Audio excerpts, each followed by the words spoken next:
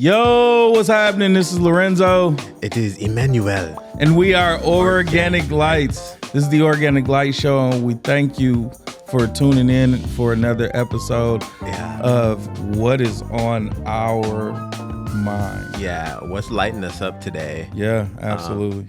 By the way, I listened to our last podcast on Spotify, so just audio.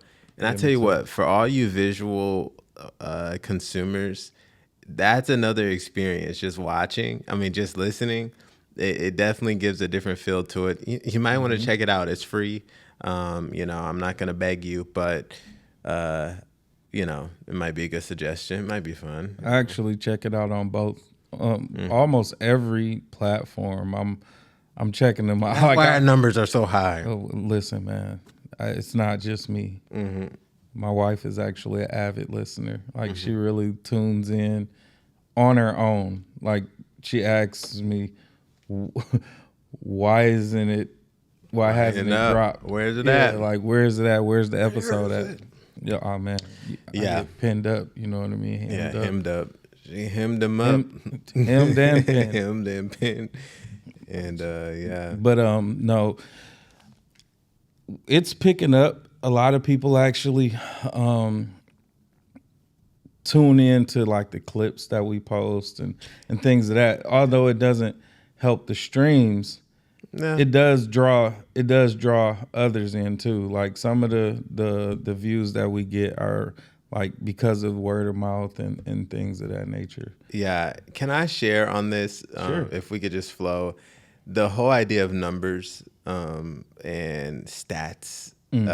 We've talked about this before, but this is so big for anyone who is starting something, and I guess numbers or viewership is important, or just like, it's like, sales, right? Like, I made this product and, I'm hoping to get this amount of people consuming it. When there's a consumer-based operation running, it can be very challenging in the beginning to stay motivated when you feel like the validation comes from the numbers. Yeah. Yeah. And I think I might make a video about this. I'm getting back into like my YouTube channel, making videos, which I'm excited about as well. That's dope. But I'm realizing, a poet said, I think Paul Concilio or something, he wrote The Prophet. He says, work is love made visible. And that's actually, I heard that quote and they told me about the book. That's why I bought the book, because I was like, that's a bar right there. Work is love made visible.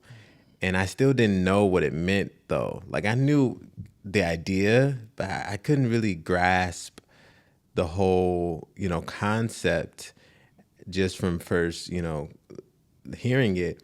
But over time, as I've encountered different situations with work, it's been made clear to me. Like I was just at a job interview and they asked me like, what keeps you motivated, with your work? And I was like, that's such a great question, because lately there's so many ups and downs. It's like you may be motivated now because you've reached a certain clientele that you've never reached before. And it's like, wow, this is exciting. But what happens when that dies down? You may be motivated because you just started. And it's like, well, it's a fresh idea. I'm really pumped up with this dream. But then what happens when that dies down? And it's just the laborious doing of it. And what I've come to, or, maybe money, and man, I'm making more money. But what I've realized is like, what is the most stable factor of motivation is love, right? To see, like, even if we have one viewer, and we say this in the past, but now I can actually feel it. Like, even if it's just one person that is receiving from this broadcast, like, that's such a beautiful thing. Like, that is an act of love that we're doing. And that could be very motivating. It'd be like, man, I just want there to be an opportunity for someone to get help. Like, I remember I posted this video. I got one comment and maybe a couple likes, but the one comment was like, thank God for someone. Was that you? That wasn't you, was it? Okay. Why?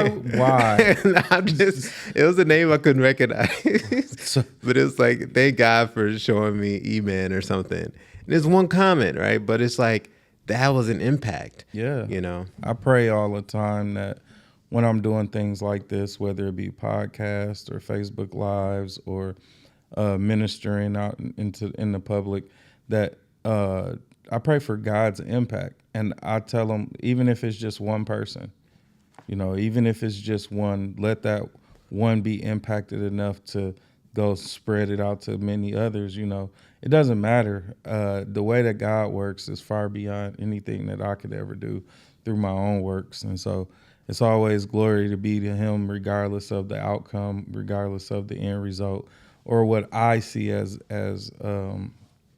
whatever the type of impact that I can physically see for myself. Mm-hmm. But there's always impact that you can't see, right? Yeah. And so when you plant a seed, and you know you till in the soil, and you plant the seed and you water the seed, you don't see what's happening underneath the soil, you know. And so the impact of that comes from consistency, or just being either the planter or the waterer, right? It does something it has an impact on the seed. Mm-hmm. But overall, God gives the increase. Right. And so it doesn't matter what the outcome is, although we kind of can't help but to speak to the outcome, you know, or result that we're trying to see or that we're hoping for. Yeah, and speaking of, real quick, on like you not seeing the full impact of things, I just looked up just a quick example of the first person who created a microphone. It was Emily Berliner, I think, and this was in 1877. And so, talking about like not seeing the full impact, it's like we are reaping the fruit of the seeds that sounds like a she, but probably he. I don't know if that's sexist of me to think all major inventors were male, but at least that's what how the history books portray it. But she, you know, she can't possibly have conceived of, you know, two African Americans in a, you know, library, you know, recording, you know, this message right now and using her gift to do that. And so yeah, I've really been. Oh, it is a guy. See, I look. I wasn't sexist. I told you I love women. I promise. Emil Berliner. Emil. Okay, yeah. And so don't correct me like that. I don't like how you said that better than me. Don't do that. Just save it for after the podcast next time. Okay. Yeah, it's Emil Berliner. Wow, this guy doubles down. Double Dan. All right. Well, look, I like this discussion because I've really been tuning more into love and service. And I like how you said you kind of broaden it. You're like, whatever I'm doing, you know, basically to God be the glory and stuff like that. And I really have been working on integrating this principle as a way of life, of like everything I do, it is beautiful because it is love made visible. You know, I'm getting up, I'm going to go pick up this person from work. That's love made visible. Mm-hmm, you know, mm-hmm. I'm crafting this video. It's the plain same video I've made every week, but it is a positive message that I'm editing. So, you know, even though I don't love sitting in my editing room for 2 hours for, you know, a small video, I mean, this is a lot longer than that, but just for that video, that's love made visible. So I think there's a difference, though. When you look at it, sometimes you have to be reminded, and this is the way that I remind myself, right? There's a difference between doing a job and doing the work. You know, a job is something that you labor at, right? Like, but for me, the work, and whether it be, you know, and for me, the work is spiritual. But for me to do the work versus do the job, I clock into my job because I have to. I do the job. I do the work. I'm not gonna cut you off this week. I do the work. I appreciate that. I do the work because I want to, right? The work for me is something that I've been doing, and I've done selflessly without pay.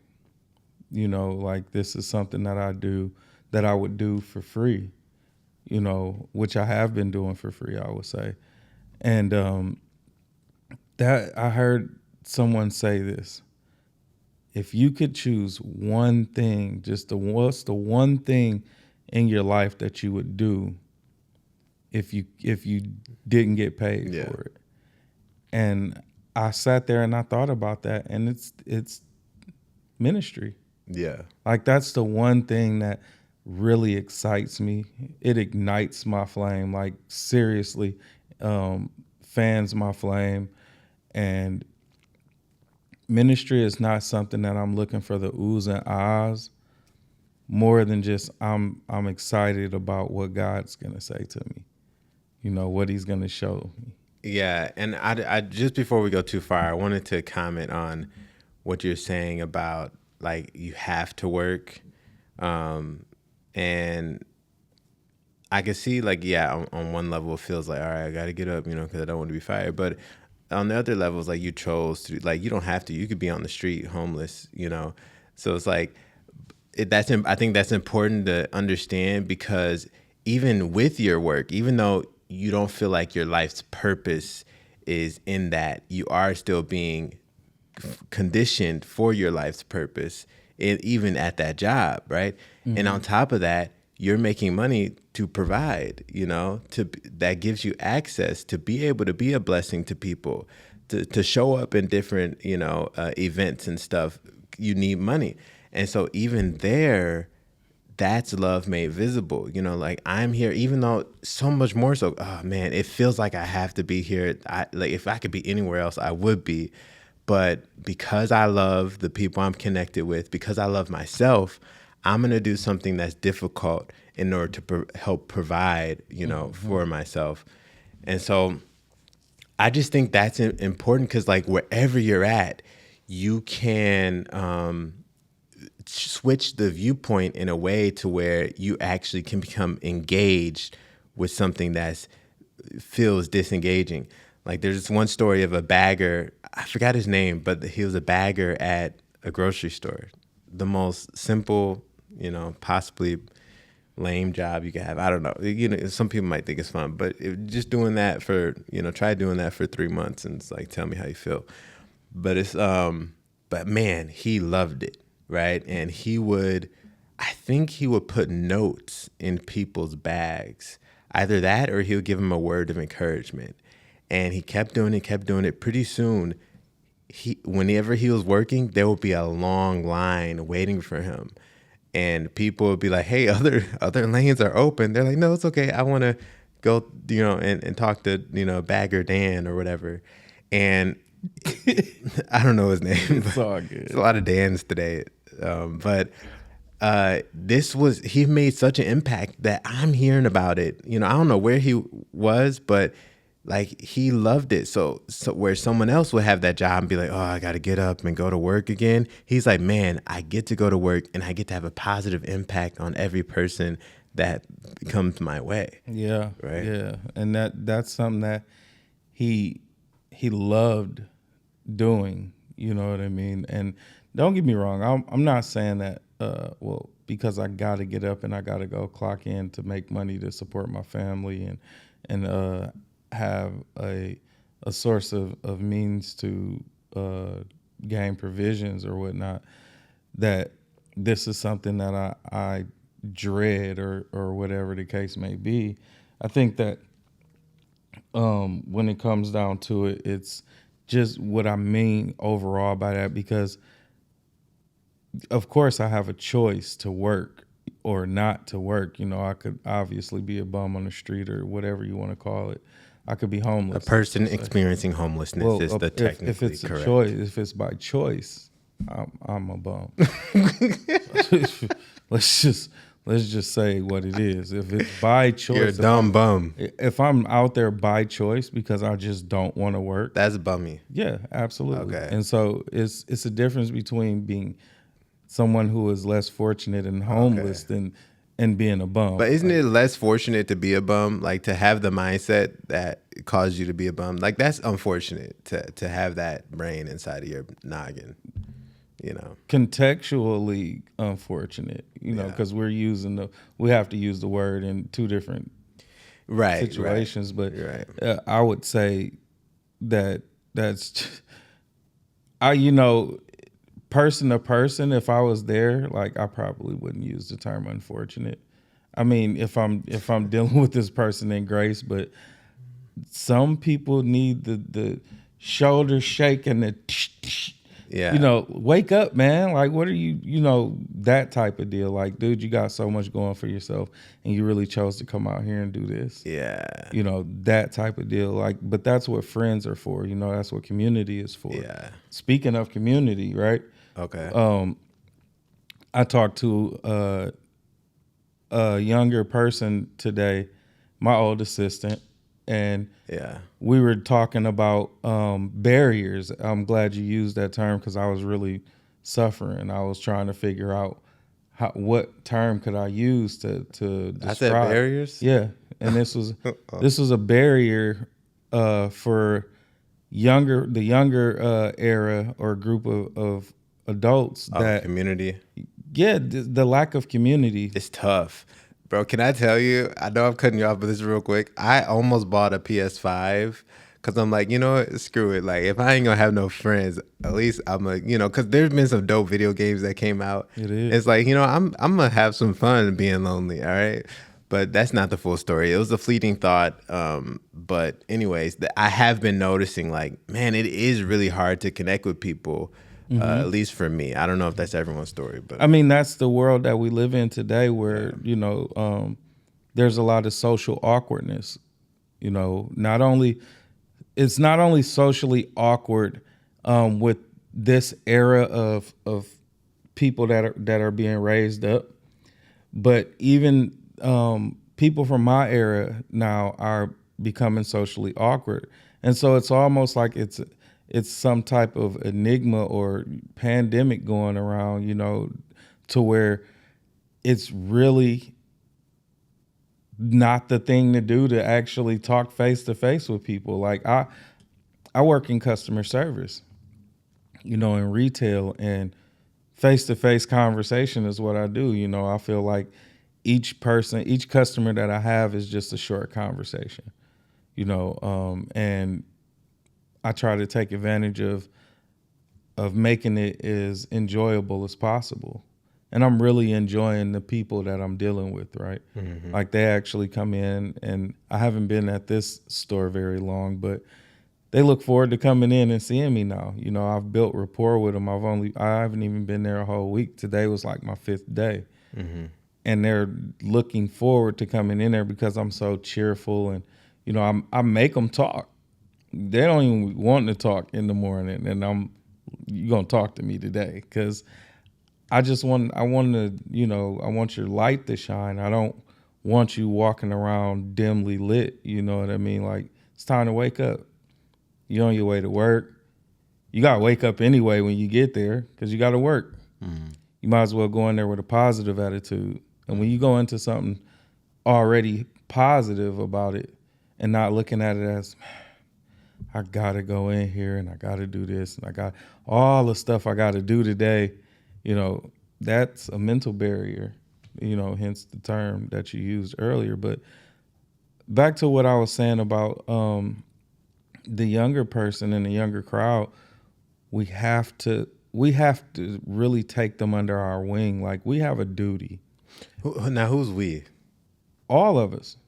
So all of us have to take all of us into our wings? I mean, we all should be trying to reach out to somebody to, if there's somebody that even older people can learn from younger people. And this is the thing that we really fail to realize as people, period, is that just because I'm older than you doesn't mean I can't learn from you. It doesn't mean that I'm the one, like I'm some sage that you have to come to learn everything from. You can learn from me how to work at a slower pace, right? It's not always about fast, right? You can learn how to get the most out of just slowing down. And I can learn how to speed up. I can learn, you get what I mean? I can learn from you how to work at a faster pace or how to be more expedient in what I'm doing, or pick a different route on how to get to something or do something, right?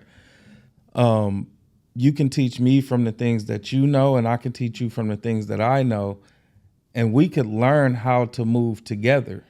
Yeah, a wise man recognizes that everyone is a superior in something, or like is an expert in some field, right? Mm-hmm. Like you go to someone, they know a lot more about athletics or skateboarding or something, so why assume there's nothing you could receive from someone? That's a very unintelligent way to go about life. But that's what we do, as a people overall. I'm in the majority. I'm not saying you in particular, but very few of us have the mindset of we could learn something from someone, right?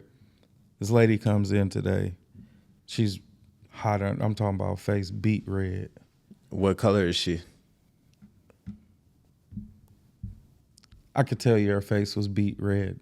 So that means she's Caucasian. She's Caucasian. Okay. Okay. So well, I'm just curious how that works. So she comes in and she's really upset. I'm just finishing up helping this customer, and she's like staring me down like the death stare. I'm like, yes, ma'am. Like, how can I help you? I need my receipt from Pump 7. I'm like, like, oh, sorry, I didn't have my telekinesis on. Yeah, I said, well, ma'am, I wouldn't know that unless you told me. And she was like, I shouldn't have to tell you. Well, the way that communication works is, you say something, I receive it. And then I say something and you receive it. It's like, who hurt you? Like, who kicked your dog? Seriously. Today? Old lady comes in. She's hot.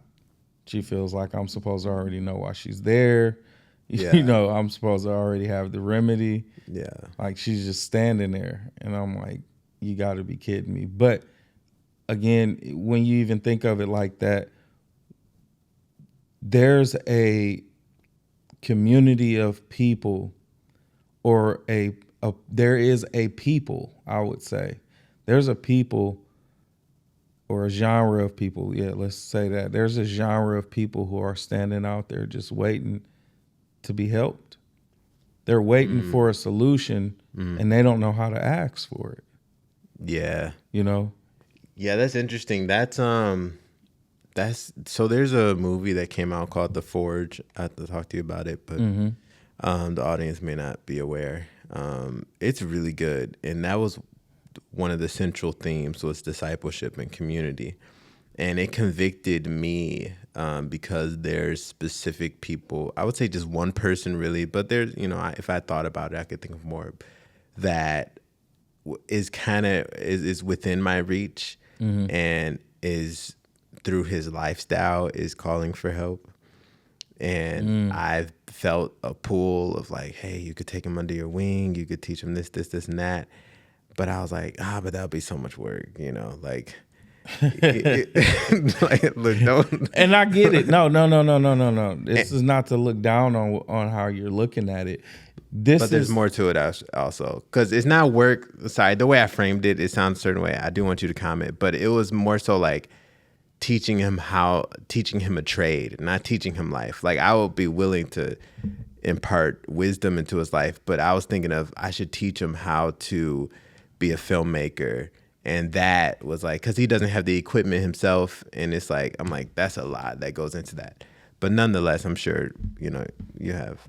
No, what I was gonna say is that even in the community, in the Christian community, where we have this duty, right? I mean, Christ didn't tell us to go out and tell people about him. He told us to go out and make disciples of the nations. And so it's not necessarily just going out and telling people about him gets them, that's the draw, that's what draws people into salvation, but it just starts with salvation. Sanctification is for the rest of your life.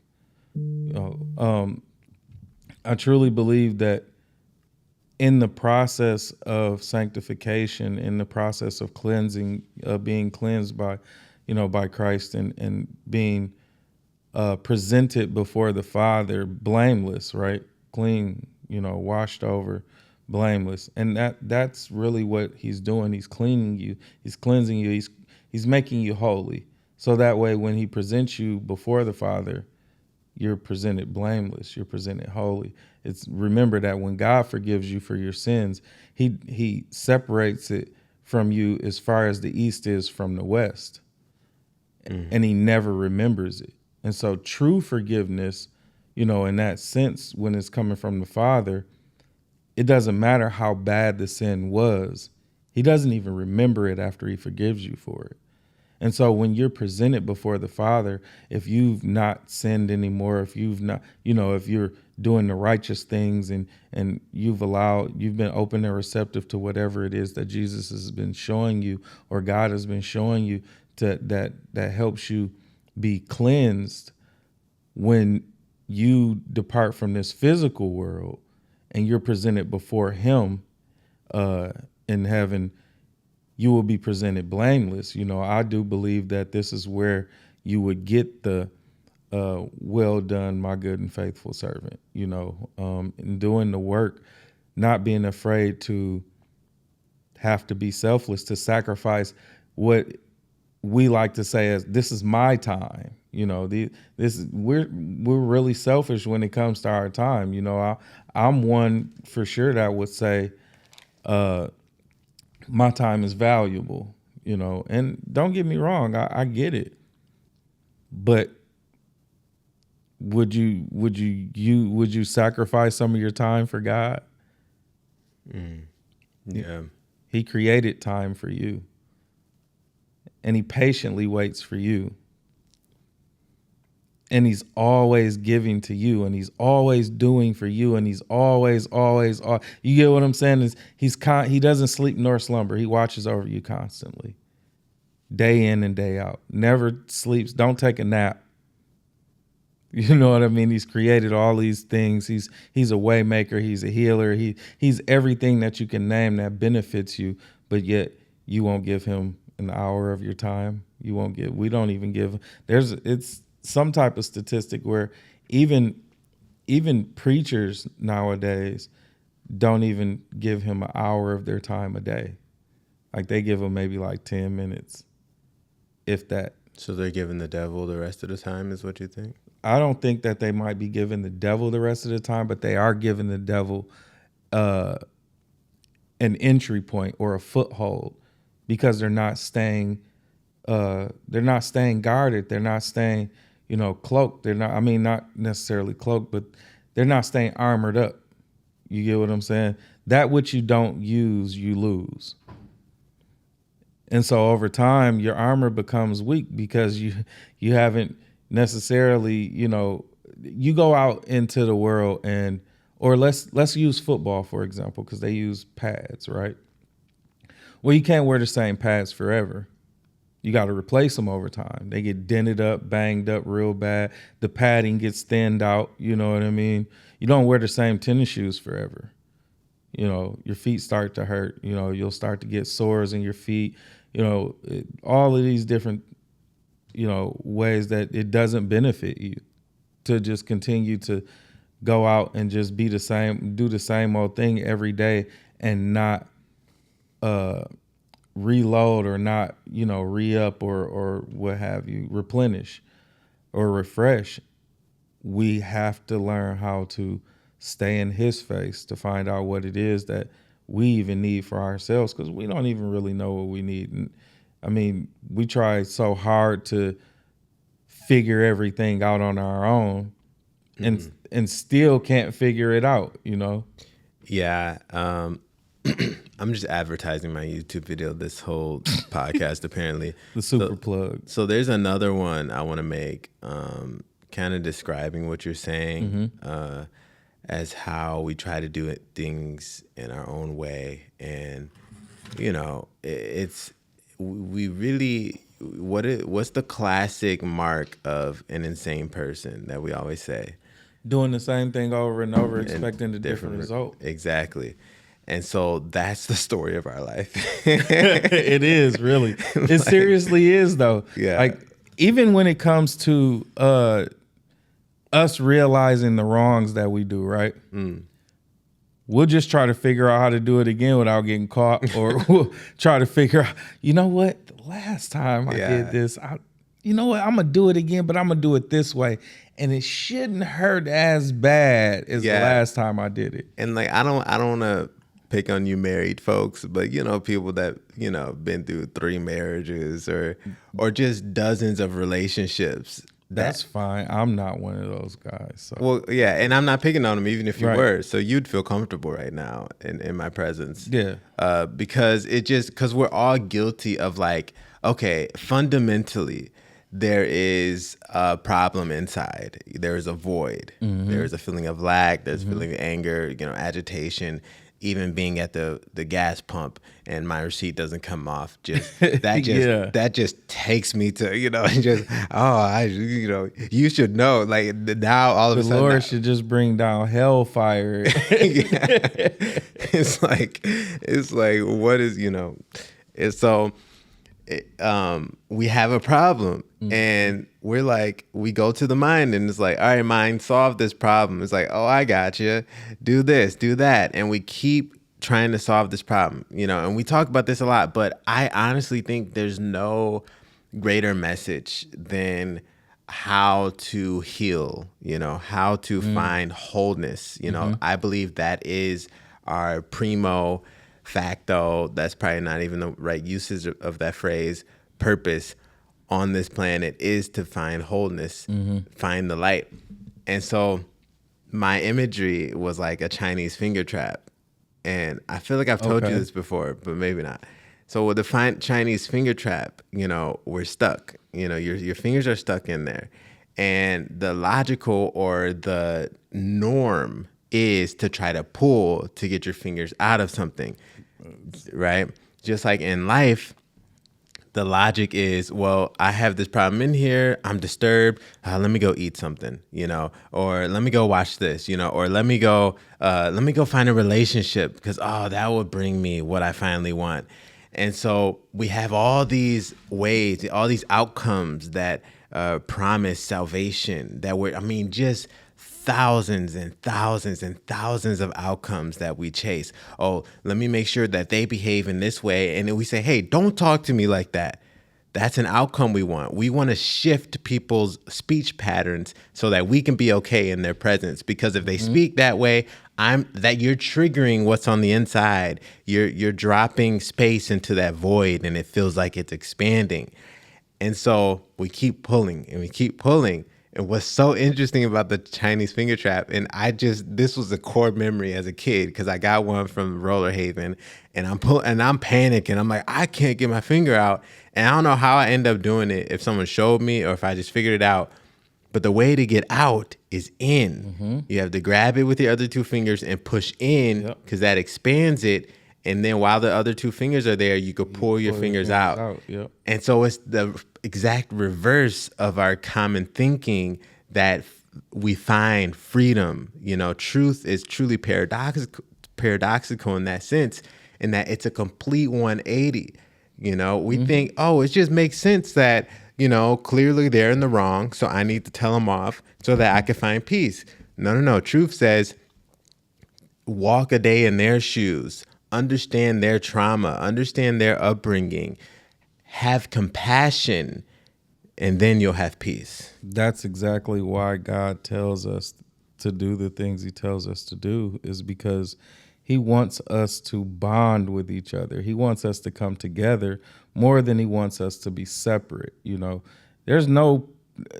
think about it, like seriously, take a moment to breathe this thought, right? Over 8 billion people on the planet, and you really think he wants you to be alone? That's crazy. Putting it like that, it's like, yo, wow. We all need each other to survive. Yeah, you know what I mean. And the devil is constantly trying to keep us divided, and the way to do that is indifference. You know, keep in mind that we all suffer the same pains. We all suffer the same, experiences of pain. That's the one thing that we all have in common. Every person here has felt some sort of pain. And that's how we can relate with each other. That's the one thing. How some people try to make small talk or whatever with a stranger or whatever by talking about the weather, because everybody's experienced the weather, right? Yeah. And so one thing that we've all experienced is some type of pain. And that's just the start of that's the icebreaker. But if we spent time with each other, we would realize that I hold keys to your life and you hold keys to mine. You get what I'm saying? And we can help each other unlock doors for each other that we thought we had to go craft ourselves, or that we had to go find, out here in this treasure hunt of a life, right? God will always provide for you if you allow him to. If you stay open and receptive to what it is that he wants to do for you and through you, because he doesn't just always, it's not just about us. And so when we spend more time giving, we'll also spend more time receiving. Yeah. You get what I'm saying? Yeah. And so he tells us these things, like he says, give and it shall be given to you. Pressed down, shaken together, running over. Shall men give unto your lap? Or into your bosom. And that's, you go. Careful. Listen, everybody has a bosom, okay? But I don't even know what that is, to be honest. It's okay. It just doesn't sound like the lap. And so he definitely gives us more than one. He definitely gives us more ways than one of realizing that to give is to receive. Yeah. Right? If I'm giving to you, you're receiving. And in the giving to you, it might not come back from you. This is for, and it just hit me, so I'm going to address it right now. This is for all the people who find themselves saying this. I do so much for everybody, but when it's time for me to need anything, they never do anything for me. You're blessed. The people that you bless aren't guaranteed to be the people that bless you back. Yeah. And so if they were in a position to bless you, they wouldn't have needed your blessing to begin with.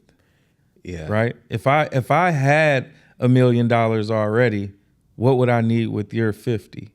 You get what I'm saying? So you have to realize that all good and perfect things come from God. All gifts come from God. All blessings come from God.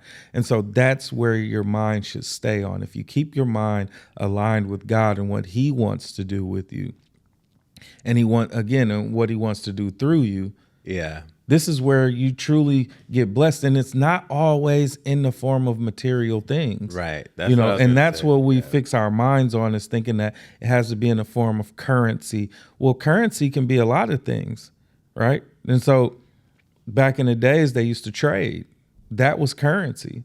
Yeah, I'll give you this bale of rice or a bale of hay. I'll give you these 10 chickens. Yeah. If you give me a half a cow, right? You know what I mean? Like, again, like these were things like if I was a butcher. Okay. Right? Yeah. I cut the meat up. Like, I could give you a cow, but if you don't know how to cut it up, right. You get what I mean? So right. The thing is that whatever I specialized in, I would go to somebody who specializes in something I don't specialize in, because I need these things. And so we would trade. And I like what you're saying, brother, because I actually have a slight testimony. Mm-hmm. But along the lines of, like, it could look in a myriad of different ways. There could be a lot of different ways you can receive other than just monetarily. But there's also a lot of other ways you can give, yes, other than just monetarily, or even, your time. You can give your attention, just think about, and this is like I love the simplicity of spirituality because there's just two things. There's just two sides, right? There's light and there's darkness, right? Yeah. There's giving and then there's taking. I mean, there's, giving and taking, receiving or keeping, there's two different modes of your being. So like when you walk into a room, let's say you're going to the gas station. Are you looking to just like, I want this. I want to be able to go to the cash register in a short amount of time so that I could get my stuff and I can go and be about my day. So that's you taking. It's all about you, versus, wow, I'm open to this experience. I want to see, maybe I can, you go in front of me. I'm just chilling today. Yeah. Or, giving a smile, giving a little extra, a little something to the cashier. There's like every moment of our life can be giving, even giving to nature, giving to, as people, like call us tree huggers and stuff, but literally to just be like, I'm gonna, see this ant. Oh, one time there's a bee drowning in a pond, bro. Like I just saw some flapping and I'm like, oh man, that bee is drowning. And, I got it out. And I received so much love in that moment. That's dope. Like my heart felt so open. Like, wow, I just helped that bee out and nobody's going to see it. And it's probably going to get eaten, by something 10 minutes from now.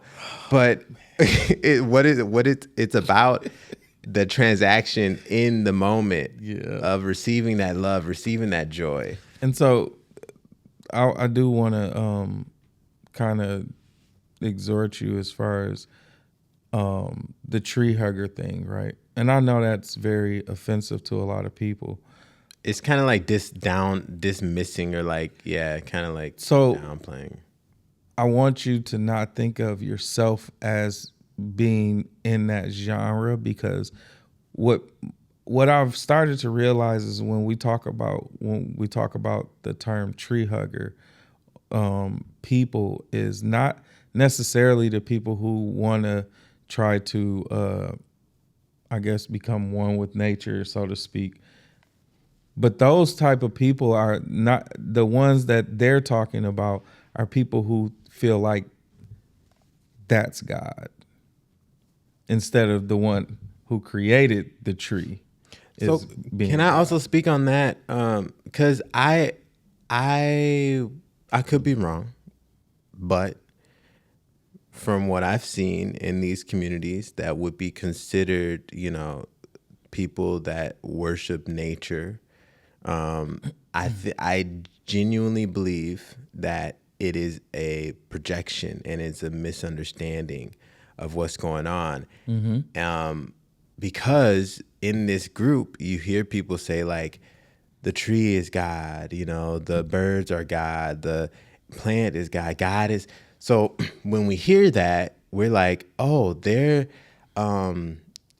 denying a being in, of the universe that created everything.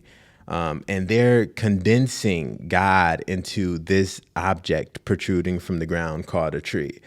And that's not quite accurate. What they're saying is once you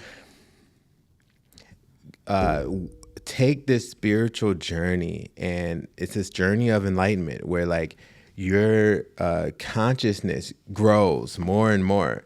And what's interesting is like, you can see different levels of consciousness in, I believe plants are conscious, ants, birds, not birds, but animals, and then humans, grass, I'll step on it and it crumbles underneath my weight. An ant, I'll go to step on it, it'll scurry away. A cat, it'll look at me like, it look like that he might step on me and won't even let me get close. But then humans, we're like, oh, I got a 401k and all these, the lions go, like with so much more complexities to our consciousness in our life versus the lower levels of just like, oh, I'm just, an ant. Oh, I smell something here. Let me go grab that and put it in this hole. But what's interesting is that even on a human level, there's degrees of consciousness. Some people are living a little bit above the animals. And then others are living a little bit below the angels, to where their level of awareness of what life is about. Some people's consciousness is completely consumed by just survival, just like a deer. They're a little bit, more conscious than a deer. Just like, oh, they said this, that's threatening to my survival. Or some people, they just chilling. They trust God, and you get to the place of awakening. This is what I mean, to where you're looking around and you're like, well, doggone it, like this place is gorgeous. Like, where the lower level person, they see a tree and it's like, oh, it's just bark, and it's just they don't even give it a second thought. You look at it and you're like, oh my goodness, that is a living thing, in the mind of God, that has a character. It has a way about it. Like, it doesn't go this way, it goes that way, and it grows things that way. And then it produces this in season, and then out of season, it goes away. It's like, there's a life here, and it becomes, you start to see yourself in it in a way. And fundamentally, even metaphysically, we could go into, okay, everything's made through God. There's nothing that is made that was not made, through him. And so everything has God pulsing through it from a perspective. And so without getting caught up in the trap of words and stuff, that's what they have identified. And that's what I've seen is like, oh, there's something unspeakable within this thing. And I love it. There's nothing wrong with going out there and experiencing life in the world and in the fullness thereof, right? When you start talking about worship, though, right? And that's and the thing, they're not worshiping. And I'm not saying that this is go ahead. This is me trying to, because I don't mind having these types of conversations with people to find out where they are mentally about it. Because unless you actually some people probably are worshiping. I take that back, but go ahead. Yeah, worship can be anything, right? Like, we could worship anything. Like, I could worship my job. There are people who worship jobs. There are people who worship their career. What is worship then to you? And so worship is anything that you put at the very top of your life. The thing that you concede to, that you spend the most time thinking about, or that you depend upon. All of that. And so if you put anything at the very top of your life, right, that is where God belongs. Ooh, can I okay, go ahead. I have so much, bro. So much. Okay. There's a lot of people out there. Like you said, there's 8 billion, right? And so there are different people within different sections of spiritual communities that do strange things. But on the larger, whole of it, it really is a recognition of oneness. And I think this is an important conversation because I believe this is essential to Christ consciousness, if I can make that connection. And basically, without belaboring it, if we have an experiment, right? So someone's coughing. It's the serial cougher, bro. Is it that same guy? He hasn't been back. Come in here. But actually, he hasn't been here in a minute, though, has he? Maybe I blocked him out. Okay, but anyways, okay. So if I asked you, who are you, Lorenzo? What would your answer be? That's a very. Do we even have enough time? No, it could be simple. It's like, who are you? It's who are you? It's a challenge. Look, admittedly, it's a hard question. But give me your best. Give me your best. I am ever changing. I am in a sense. I'm somebody who was a myriad or a mural that is trying to become a blank canvas. I am a blank canvas who is okay, but you get what I'm saying, and so it's okay. But this is the question you asked. You're a me. caterpillar to a butterfly. But Yes and no. what is at the essence of that? Like, what is doing the changing? You know what I mean? Because if you go from one thing to the next, can you be like if you walk in here tomorrow and you're white, you know, it's like, well, was he ever black? You know, what is he? Because tomorrow he might come in purple. So what is he if he's changing? Like, because at the essence, I'm still me. Regardless of what I look like tomorrow, regardless of what I might be like tomorrow, I'm still me. But in order for me to answer that, I would have to completely know me. It's not possible right now for me to completely know me because I'm always changing. I'm always, you know, and this is the transformation is still in effect. The transformation is still happening. And so day to day, I don't know. Like today, I could tell you what I'm about today, right? Right. But tomorrow, you know, I could leave here now and I could go sit in the presence of God and he could show me some things that I need to work on. I need to change. I need to get rid of. I need to shed, right? right. And tomorrow I could, because I might feel like the way that I worship God is an instant obedience, right? Mm-hmm.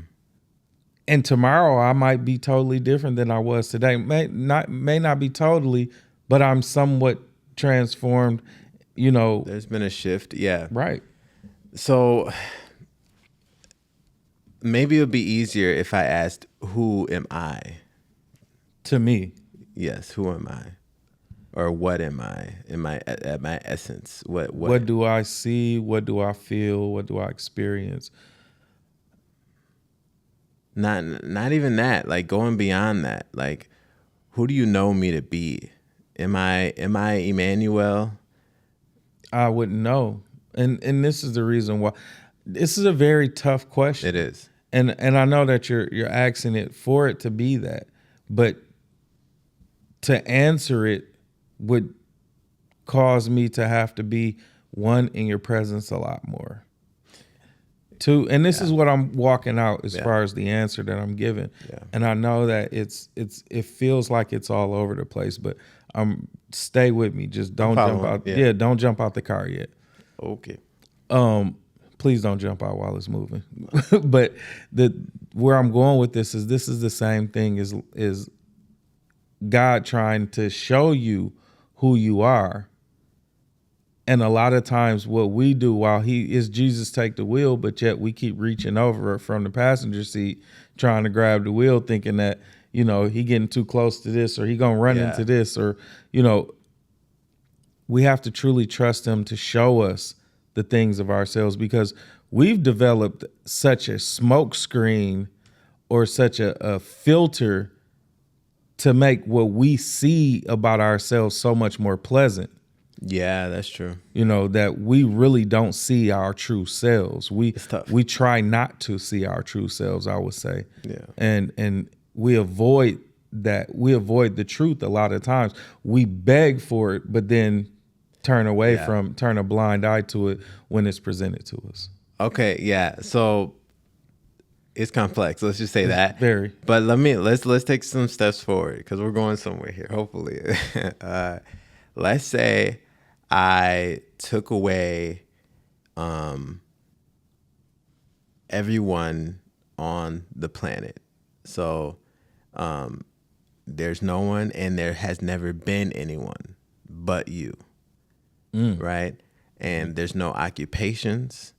There's just the garden. You know, there's just this earth you're roaming around. Does your identity change? No. Doesn't? No, because if it's just me, I'm starting to feel like you're walking me through this. You're walking me into it, and so I see where you're going with this. I'm a reflection. That might be something there. Okay. Yeah, I'm a reflection. And this is the thing. Even I appreciate you. Glory to God. I thank God for you, because you just helped me. I'm a reflection, right? Okay. I'm seriously a reflection. And so as a child, when you're growing up,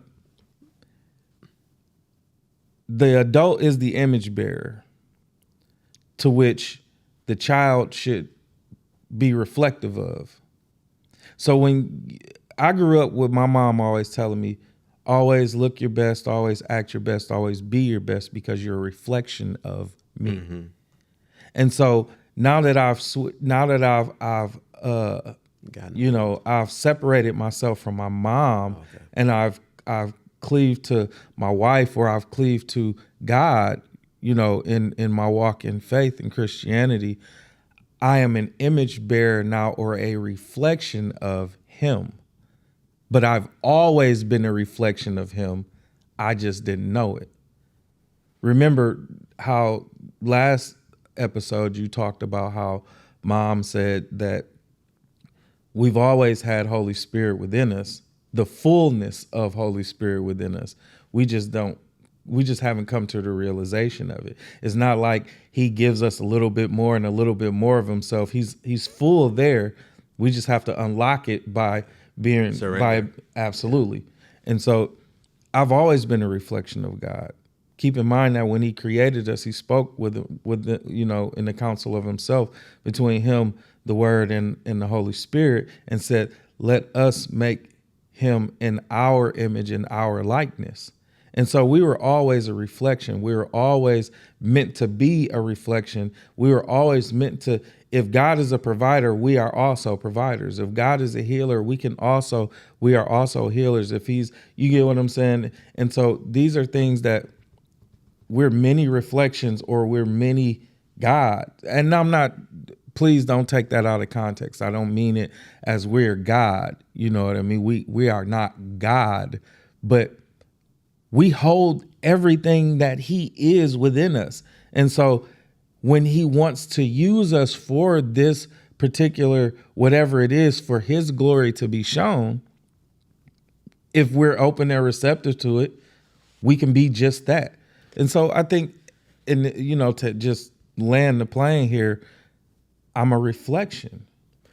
Okay, so I want to go a little deeper too, and we're definitely getting closer, and it may just be semantics, but the only issue I have with reflection is that when you look in a mirror and you see a reflection, it's flipped. It's flipped, but it's also not real, because as soon as you step out of the mirror, it goes away with you. So I think what's interesting is that there's a scripture about that, but come on. Okay. What's interesting is that this speaks to the common way we think, and the common way we've been conditioned, is that I am what appears. Okay. When in reality, you are the witness of what appears, right? So you see yourself in the mirror and it looks exactly like you. You're like, that's me.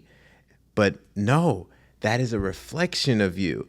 And so what I'm trying to point out is that let's go a little bit further. So let's say we remove the earth and you're just floating in space. Who are you then? And there's never been an earth. There's no story in your mind of, oh, this happened to me here. I'm good at this. I'm good at that. There's just pure existence and, taking in light, from the universe. And admittedly, I think this takes time to really kind of embed yourself into this scenario to really get the picture, and you go even further. There's no universe. There's nothing. There's not even darkness, because that's a thing. This is something I believe is almost impossible probably to comprehend non-existence, because it doesn't exist. There's nothing to comprehend. But the point is, the more you take away, the less there is of an identity. Mm-hmm. And so what that tells me is that we are all one, but different parts of one thing. So when you hear that you are one, you think that it's like a Siamese twin where it's like, yeah, there's two people there, but they're really one. And it's like, no, it's not that. We're not saying that the tree is you, but at the same time, we are saying the tree is you. Just like we say the foot is not the hand, but it is one body. It's part of the body. And so that's the tricky thing, because if you take away food, if you take away animals, right? If you take away plants, you don't exist. You wither away into infinity, you know? If you take away people, if you take away circumstances, you know, if you take away songs, you know, there's less and less. The more you take away, the less there is of how we identify, you know. And so I guess because I was trying, I'm really trying to deal with this with as much grace as possible, because again, I don't fully understand it, right? Right. It's tough. And so to deal with it in a relational way, I have to be graceful. I have to also, you know, be merciful to it as well. You know, I also have to be submissive to it, not submissive to the point of surrender to it, but I have to be humble. Let me use that. I have to be humble about it, because I have to allow them to explain. I have to allow you to explain to me what it is that you experience in this. And then it's not saying that I have to go out and partake in it, but I do want to learn. It's like like trying to learn a person, right? If I'm constantly bringing myself into the presence of you, I'm learning more and more about you through observation. Yeah. And so it's the same way that you guys go and you observe nature for whatever it is. But when it gets to the point to where nature is being, the thing that God created is being worshiped more than the creator is being worshipped. You know, I mean, I understand that perspective, or revered or whatnot. Then that is where that you kind of fall over into the other side. So can I offer this perspective as well? How you can love God through loving people. Absolutely. Right? Yes. And so it's the same thing. It's like, God, I recognize, I'm not saying you don't exist. I'm like, wow, there is a creator. Look at all the things he made. I mean, imagine how much we trip out over Leonardo da Vinci, you know, painting, or, you know, a song by, you know, Chris Brown, or, you know, all these different things that these human creators make. And we're like, whoa, they made that. And we're singing to it. And that's a form of worship, right? We're like, man, this is awesome. Like, look at that, man, so much talent. What becomes the issue? I know what the issue is. It's because we don't fully understand what they're doing. But when we're like, wow, look, I mean, there's no words I can use to express how beautiful and how just mysterious this thing we call a tree is, you know, and expand that to all of nature. You're like, I am existing within the mind of God. Like, what words can really capture the reality that we're in right now? And it's like, there are none. And so it's not purely like, this is all there is and this is God. It's saying, I recognize the creator in this. And this points to the creator. And therefore, I use this as a vehicle to help me to dwell with him. And so that to me is okay if that is what everyone is doing. But we both know that the perversion of things is so easily done. And so I actually have childhood friends who believe in doing the same thing in what's called grounding. You know, you guys call it ground. Well, grounding is actually like putting your feet on the ground for that's scientific. There's some science behind like the electricity. And it might be. Stuff. I'm not saying that it's not. But they're saying that this is my source. This is my source. This is where y'all don't understand, you know, y'all worshiping something y'all can't see and work. Oh, they say that. Right. This is and so this is how it go. And God even talks about it in his word,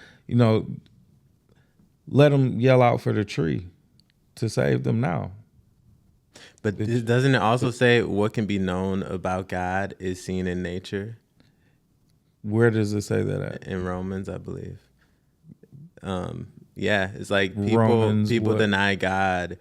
Talking about I think it's talking about a wicked generation and stuff. And it's like they deny him even though what can be known about him is in nature. I could look it up right now. Yeah, please. But the point being that there's so much more. Well, while you're looking that up, let me say this. Okay. It's a difference between worshiping the thing that's created and worshiping the creator, right? And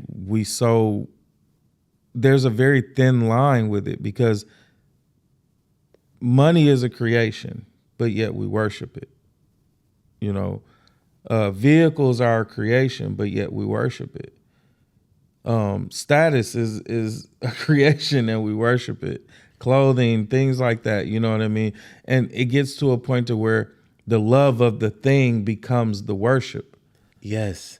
And this is the fundamental problem that I want to get to. Let me say this verse real quick, because this is the problem of who am I? We worship things from that's the fruit of an identity. If you believe you are just a person, let me just read this real quick. Okay, it says, since what may be known about God is plain to them. This is Romans 1:19. What version? NIV. You want to do a different version? No. Okay. I need to know what version. Since what may be known about God is plain to them because God made it plain to them. For since the creation of the world, God's invisible qualities, his eternal power and divine nature have been clearly seen, being understood from what has been made, so that people are without excuse. Okay, so it's talking about, I'm sorry, it's talking about his nature though. But it says what? Yeah, nature itself. No. But it says from what? So from what has been made, clearly been seen. So what has been made? Right, and so it's nature. Everything is the universe. We all have been made. But that's how we see. Is that not how you drawing the conclusion? So you have to come. The thing about the interpretation of it is you have to read the entire. And I have, but this talking about a generation that's denying God, right? This is pretty. Let me read it one more time, and I want to see what your interpretation of it is. Unless you're saying, I got to read the whole thing before I get an interpretation. You should read the entire chapter before to gain the context of what's being said and who it, it's what's being said, who's it being said to, who's it being said by, you know what I mean? Well, let me give me the benefit of the doubt, right? I think this is, absolutely. In this case, this is pretty clear. You said it's Romans 1:19. It says, since, and let me go to ESV because I usually do ESV. Okay. For what can be known about God is plain to them, right? That's a pretty clear statement. What can be known about God is plain to them because God has shown it to them. For his invisible attributes, namely his eternal power and divine nature, has been clearly perceived ever since the creation of the world in the things that have been made. So his divine nature and internal power has been clearly perceived since the beginning of the world in the things that have been made. Therefore, there's no excuse when it comes to denying God, right?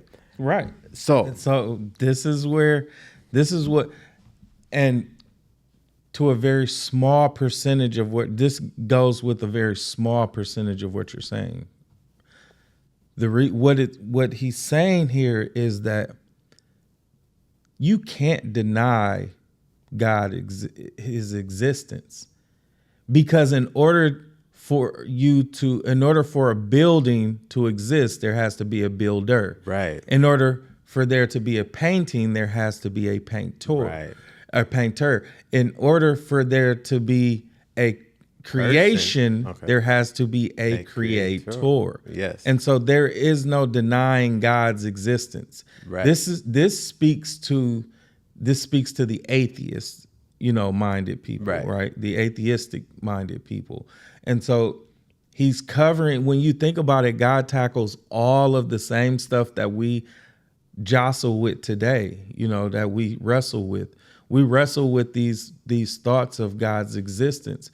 Even the believer has times where they struggle with whether God exists or not. And these are sensitive subjects that we shouldn't be hesitant on talking about, because I believe that God is not afraid of our questions about him. Yeah. The thing about God is God welcomes our questions, because what it does is it accepts the invitation of him to come ask him about it. These are things that this is like the breadcrumb trail, right? Yeah. What's interesting is truth loves questions. Lies hate them. Yes, because it will expose it. Yes. Yeah. All right. This is an abrupt ending to the podcast. A lot is going on. Hopefully, whatever it ends up being showed, you guys enjoyed. We love you. We'll see you next week. Stay lit. Stay lit. All right.